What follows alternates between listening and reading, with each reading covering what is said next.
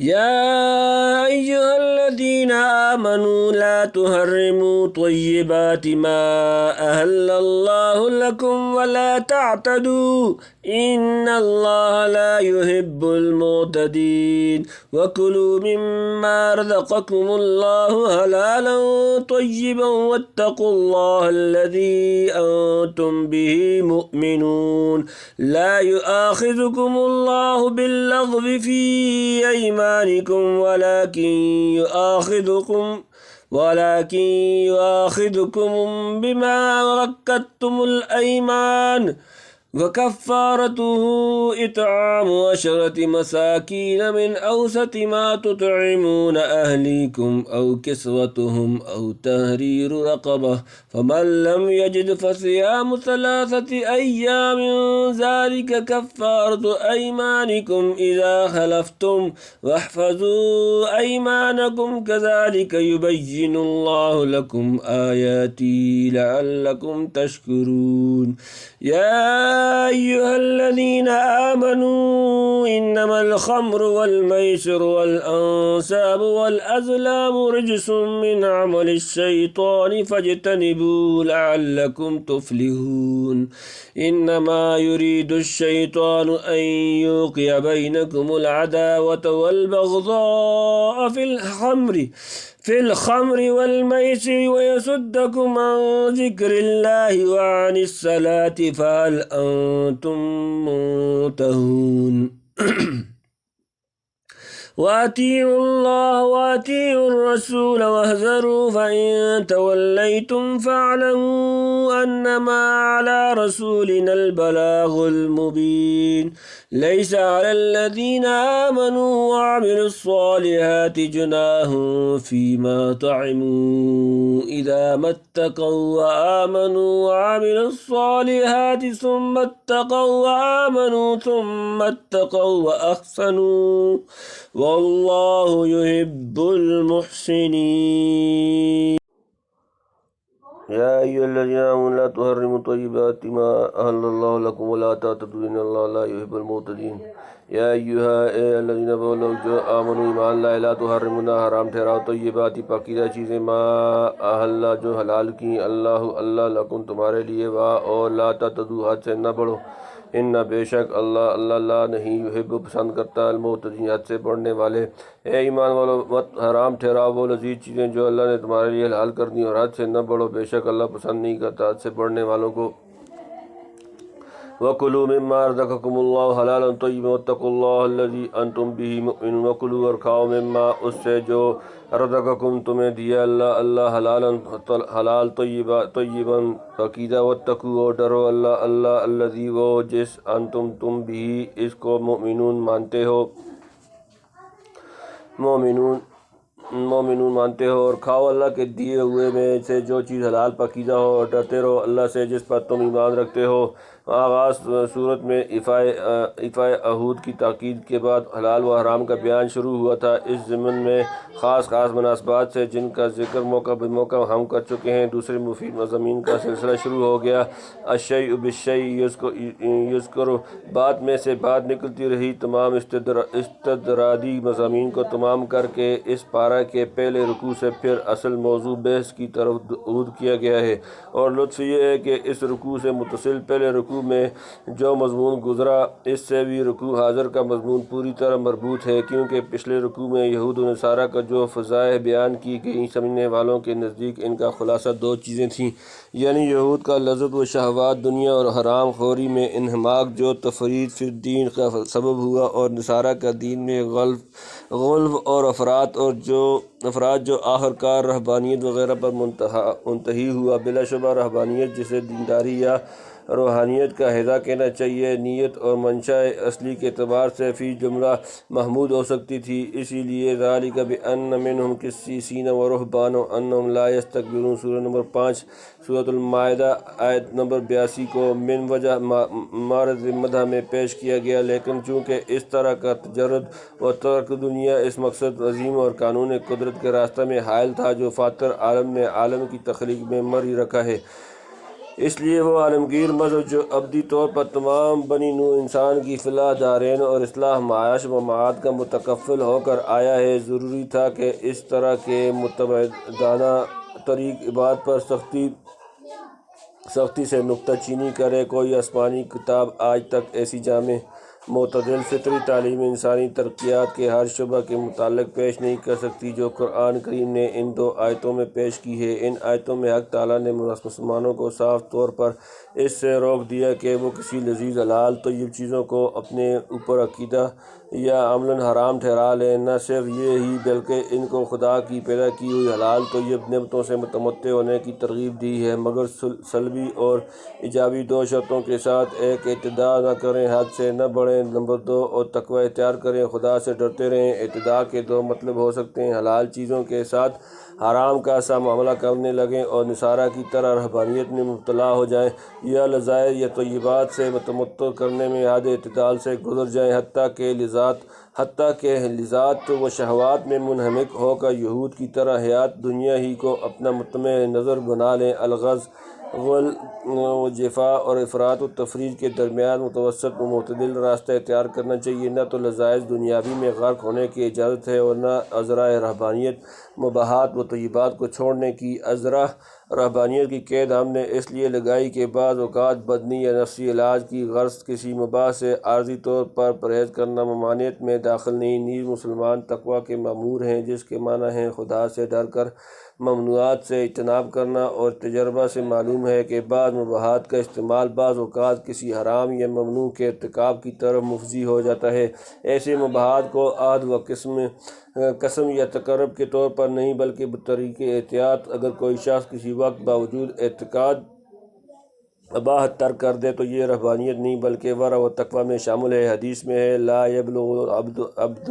ان یکون من المتقین حتی یدع ما لا بأس به حذرا مما به بأس۔ ترمذی۔ الحاصل ترک اعتداء اور اختیار تقویٰ کی قید کو ملحوظ رکھ کر ہر قسم کی طیبات سے مومن مستفید ہو سکتا ہے اور زندگی کے ہر شعبے میں ترقیات کے دروازے کھلے ہوئے ہیں۔ لا يؤاخذكم الله باللغو في أيمانكم ولكن يؤاخذكم بما عقدتم الأيمان فكفارته إطعام 10 مساكين من أوسط ما تطعمون أهليكم أو كسوتهم أو تحرير رقبة فمن لم يجد فصيام 3 أيام ذلك كفارة أيمانكم إذا خلفتم واحفظوا أيمانكم كذلك يبين الله لكم آياته لعلكم تشكرون۔ لا يؤاخذكم نہیں مواخذہ کرے گا تمہارا اللہ باللغو ساتھ لغو کے فی ایمانکم تمہاری قسموں میں، ولیکن اور لیکن یؤاخذکم وہ مواخذہ کرے گا تمہارا بما بوجہ اس کے جو عقدتم الایمان مضبوط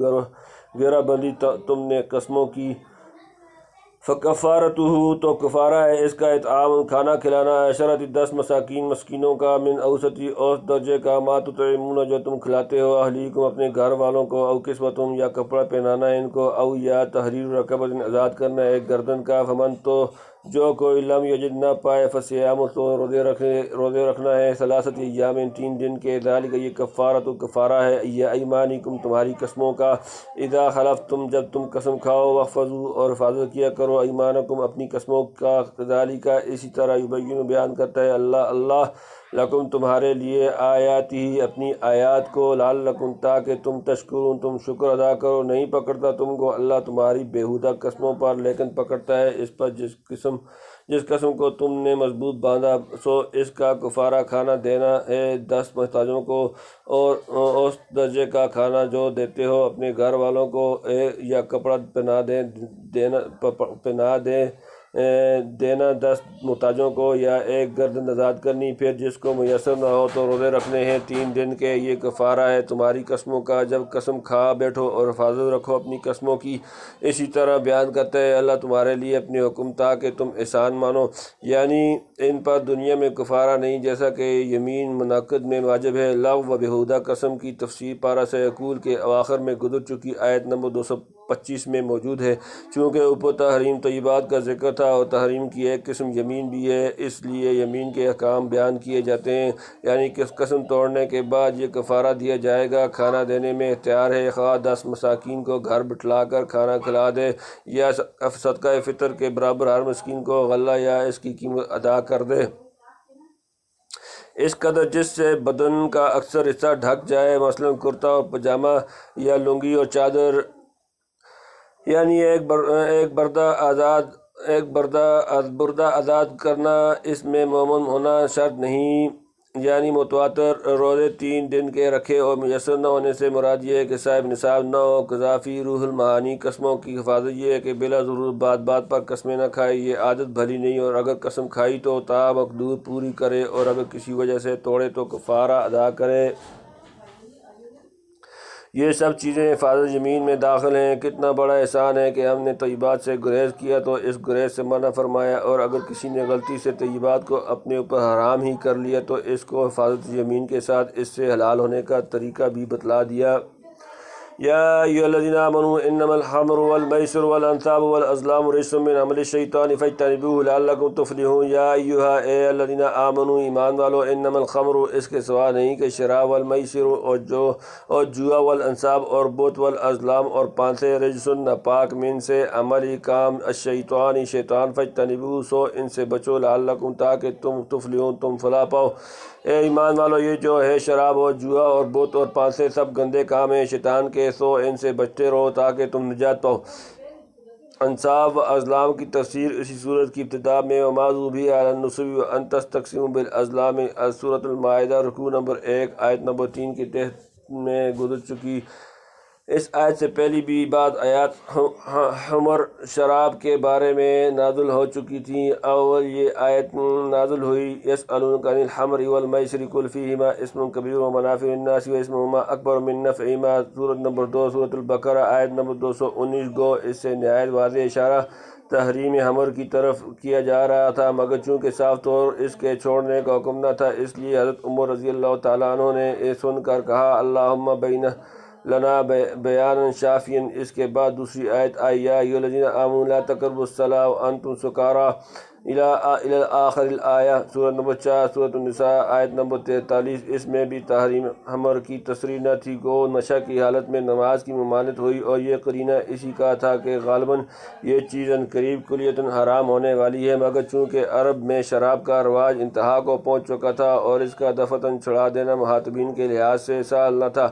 اس لیے نہایت حکیمانہ تدریج سے اولاً قلوب میں اس کی نفرت بٹھلائی گئی اور آہستہ آہستہ حکم تحریم سے مانوس کیا گیا۔ چنانچہ حضرت عمر نے اس دوسری آیت کو سن کر پھر وہی لفظ کہے اللہم بین لنا بیانا شافیا۔ آخرکار مائدہ کی یہ آیتیں جو اس وقت ہمارے سامنے ہیں، یا ایھا الذین آمنوا انما الخمر والمیسر والانصاب والازلام رجس من عمل الشیطان فاجتنبوہ لعلکم تفلحون، سورۃ نمبر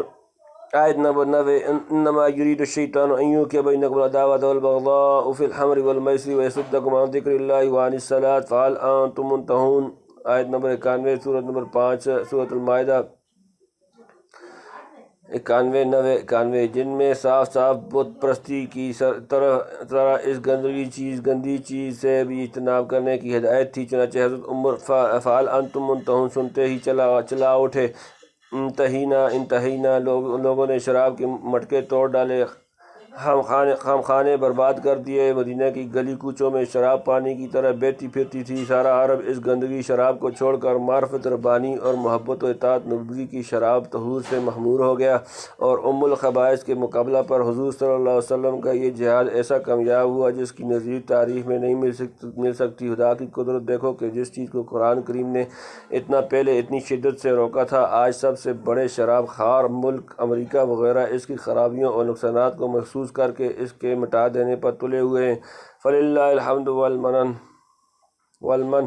انما یرید الشیطان ان یوقع بینکم العداوۃ والبغضاء فی الخمر والمیسر ویصدکم عن ذکر اللہ وعن الصلاۃ فہل انتم منتہون۔ انما اس کے سوا نہیں، یرید چاہتا ہے الشیطان شیطان ان یوقع کہ ڈالے وہ بینکم تمہارے درمیان العداوۃ دشمنی والبغضاء اور بےرفی میں سے الخمر شراب والمیسر اور جوا، ویصدکم تمہیں روکے عن سے ذکر اللہ اللہ کی یاد، اور عن الصلاۃ نماز سے، افعال پاس کیا تم منتہون باز آؤ گے۔ شیطان تو یہی چاہتا ہے کہ ڈالے تم میں دشمنی اور بے بذریعہ شراب اور جوئے کے، اور روکے تم کو اللہ کی یاد سے اور نماز سے، سو اب بھی تم باز آؤ گے۔ شراب پی کر جب عقل جاتی رہتی ہے تو بعض اوقات شرابی پاگل ہو کر آپس میں لڑ پڑتے ہیں کہ نشہ اترنے کے بعد بھی بعض دفعہ لڑائی کا اثر باقی رہتا ہے اور باہمی عداوتیں قائم ہو جاتی ہیں۔ یہی حال بلکہ کچھ بڑھ کر جوئے کا ہے، اس میں ہار جیت پر سخت جھگڑے اور فساد برپا ہوتے ہیں، جس سے شیطان کو ادھم مچانے کا خوب موقع ملتا ہے۔ یہ تو ظاہری خرابی ہوئی، اور باطنی نقصان یہ ہے کہ ان چیزوں میں مشغول ہو کر انسان خدا کی یاد اور عبادت الہی سے بالکل غافل ہو جاتا ہے۔ اس کی دلیل مشاہدہ اور تجربہ ہے۔ شطرنج کھیلنے والوں ہی کو دیکھ لو، نماز تو کیا، کھانے پینے اور گھر بار کی بھی خبر نہیں رہتی۔ جب یہ چیز اس قدر ظاہری و باطنی نقصانات پر مشتمل ہے تو کیا ایک مسلمان اتنا سن کر بھی باز نہ آئے گا؟ وَأَطِيعُوا اللَّهَ وَأَطِيعُوا الرَّسُولَ وَاحْذَرُوا فَإِن تَوَلَّيْتُمْ فَاعْلَمُوا أَنَّمَا عَلَىٰ رَسُولِنَا الْبَلَاغُ الْمُبِينُ۔ وَأَطِيعُوا، اور تم اطاعت کرو اللہ اور اطیعوا اطاعت کرو الرسول وَاحْذَرُوا، اور بچتے رہو۔ فَإِن، پھر اگر تولیتم تم پھر جاؤ گے، فَاعْلَمُوا، تو جان لو، انما صرف علیٰ پر ذمہ رسولنا ہمارا رسول البلاغ پہنچا دینا، المبین کھول، اور حکم مانو اللہ کا اور حکم مانو رسول کا اور بچتے رہو۔ پھر اگر تم پھر جاؤ گے تو جان لو کہ ہمارے رسول کا ذمہ صرف پہنچا دینا ہے کھول کر۔ اگر کسی چیز کے منافع و مضار کا احاطہ نہ کر سکو تب بھی خدا اور رسول صلی اللہ علیہ وسلم کے احکام کا امتثال کرو اور قانون کی خلاف ورزی سے بچتے رہو۔ اگر نہ بچو گے تو ہمارے پیغمبر تم کو قانون و احکام الہی کھول کر پہنچا چکے، نتیجہ خلاف ورزی کا خود سوچ لو کیا ہوگا۔ لَيْسَ عَلَى الَّذِينَ آمَنُوا وَعَمِلُوا الصَّالِحَاتِ جُنَاحٌ فِيمَا طَعِمُوا إِذَا مَا اتَّقَوا وَآمَنُوا وَعَمِلُوا الصَّالِحَاتِ ثُمَّ اتَّقَوا وَآمَنُوا ثُمَّ اتَّقَوا وَأَحْسَنُوا وَاللَّهُ يُحِبُّ الْمُحْسِنِينَ۔ لَيْسَ، نہیں، عَلَىٰ پر، الَّذِينَ آمَنُوا جو لوگ ایمان لائے، وَعَمِلُوا الصَّالِحَاتِ اور انہوں نے عمل کیے نیک، جناحٌ کوئی گناہ، فیما میں جو، طعموا وہ کھا چکے، اذا جب، متقوا نہیں انہوں نے پرہیز کیا، ما اتقوا انہوں نے پرہیز کیا، وآمنوا اور وہ ایمان لائے، وعملوا الصالحات اور انہوں نے عمل کیا نیک، ثم اتقوا پھر وہ ڈرے، وآمنوا اور ایمان لائے، ثم پھر اتقوا وہ ڈرے، واحسنوا اور نہیں اور انہوں نے نیکوکاری کی، واللہ اور اللہ، یحب دوست رکھتا ہے، المحسنین نیکوکار جمع۔ جو لوگ ایمان لائے اور کام نیک کیے ان پر گناہ نہیں ہے اس میں جو کچھ پہلے کھا چکے، جبکہ آئندہ کے لیے ڈر کے، اور ایمان لائے اور عمل نیک کیے پھر ڈرتے رہے، اور یقین کیا پھر ڈرتے رہے اور نیکی کی، اور اللہ دوست رکھتا ہے نیکی کرنے والوں کو۔ نہایت صحیح اور قوی احادیث میں ہے کہ جب تحریم کی آیات نازل ہوئیں تو صحابہ رضی اللہ تعالیٰ عنہم رضوان اللہ تعالیٰ اجمعین نے سوال کیا کہ یا رسول اللہ صلی اللہ علیہ وسلم، ان مسلمانوں کا کیا حال ہوگا جنہوں نے حکم تحریم آنے سے پہلے شراب پی اور اسی حالت میں انتقال کر گئے؟ مثلاً بعض صحابہ جو جنگ احد میں شراب پی کر شریک ہوئے اور اسی حالت میں شہید ہو گئے کہ پیٹ میں شراب موجود تھی، اس پر یہ آیت نازل ہوئیں۔ عموم الفاظ اور دوسری روایات کو دیکھتے ہوئے ان آیات کا مطلب یہ ہے کہ زندہ ہوں یا مردہ، جو لوگ ایمان اور عمل صالح رکھتے ہیں ان کے لیے کسی مباح چیز کے بوقت اباحت کھا لینے میں کوئی مذائقہ نہیں، خصوصاً جب کہ وہ لوگ عام احوال میں تقوی اور ایمان کے خصال سے متصف ہوں، پھر انہیں سال میں برابر ترقی کرتے ہوئے رہے ہوں، حتیٰ کہ مدار تقوی و ایمان میں ترقی کرتے کرتے مرتبہ احسان تک جا پہنچے ہوں، جو ایک مومن کے لیے روحانی ترقیات کا انتہائی مقام ہو سکتا ہے، جہاں پہنچ کر حق تعالیٰ اپنے بندے کے ساتھ خصوصی محبت کرتا ہے۔ وفی حدیث جبرائیل، الاحسان ان تعبد اللہ کانک تراہ، بس جو پاک باز صحابہ ایمان و تقوی میں عمر گزار کر اور نسبت احسان کر کے خدا کی راہ میں شہید ہو چکے، ان کی نسبت اس طرح کے الجھان اور توہمات پیدا کرنے کی قطعاً گنجائش نہیں کہ وہ ایک ایسی چیز کا استعمال کرتے ہوئے دنیا سے رخصت ہوئے ہیں جو اس وقت حرام نہیں تھی مگر بعد کو حرام ہوئی۔ محققین نے لکھا ہے کہ تقوی یعنی مضار دینی سے مجتنب ہونے کے کئی درجے ہیں، اور ایمان و یقین کے مراتب بھی بلحاظ قوت و ضعف متفاوت ہیں۔ تجربہ اور نصوص شرعیہ سے ثابت ہے کہ جس قدر آدمی ذکر و فکر، عمل صالح اور جہاد فی سبیل اللہ میں ترقی کرتا ہے، اسی قدر خدا کے خوف اور اس کی عظمت و جلال کے تصور سے قلب معمور اور ایمان و یقین مضبوط و مستحکم ہوتا رہتا ہے۔ مراتب سیر اللہ کی اسی ترقی و عروج کی طرف اس آیت میں تقوی اور ایمان کی تکرار سے اشارہ فرمایا اور سلوک کے آخری مقام احسان اور اس کے ثمرہ پر بھی تنبیہ فرما دی۔ اور جن حضرات صحابہ کے متعلق سوال کیا گیا تھا اس کا جواب ایک عام و تام ضابطہ بیان فرما کر ایسے عنوان سے دے دیا گیا جس میں ان مرحومین کی فضیلت و منقبت کی طرف بھی لطیف اشارہ ہو گیا۔ ظاہرہ حدیث صحیحہ میں دو مواقع ایسے ہیں جہاں صحابہ رضوان اللہ اجمعین نے اس قسم کا سوال کیا۔ ایک موقع تو یہی تحریم حمر کی متعلق ہے اور دوسرا تحویل قبلہ کے وقت سوال کیا گیا تھا کہ یا رسول اللہ صلی اللہ علیہ وسلم، جو لوگ حکم تحویل قبلہ سے پہلے وفات پا گئے اور ایک نماز بھی کعبہ کی طرف نہیں پڑھی، ان کی نمازوں کا کیا حال ہوگا؟ اس پر آیت وما کان اللہ لیضیع ایمانکم ان اللہ بالناس لرؤوف الرحیم، سورۃ نمبر 2 سورۃ البقرہ آیت نمبر 143 نازل ہوئی۔ غور کرنے سے معلوم ہوتا ہے کہ یہی دو مسئلے ایسے تھے جن میں صاف صاف دو ٹوک حکم نازل ہونے سے پہلے نہایت ہی واضح آثار و قرائن ایسے موجود تھے کہ جن کو